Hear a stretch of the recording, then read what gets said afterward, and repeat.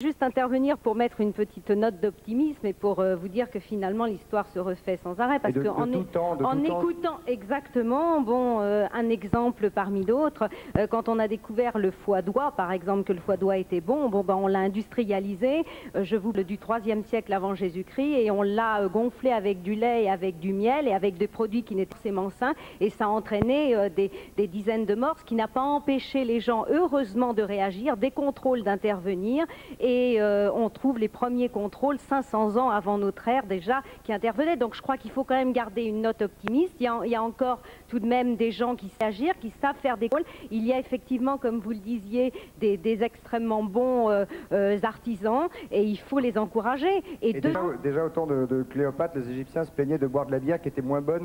Il est vrai que Cléopâtre, effectivement, se plaignait parce que sa bière était souvent amère. Elle disait, du temps de Néfertiti, au moins, il y avait un petit goût de miel. Bon, mais ça, c'est grave.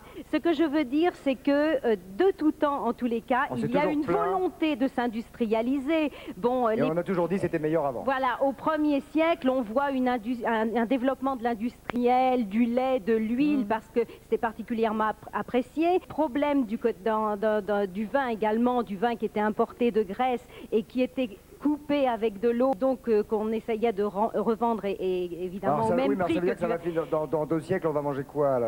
Non, je crois qu'au contraire, il y a une réaction à chaque fois, une réaction positive finalement, et puis il y a toujours des bons fabricants, il y a toujours des bons boulangers qui réagissent, il y a toujours des bons bouchers, donc il faut garder quand même foi en l'avenir. Merci beaucoup, oui.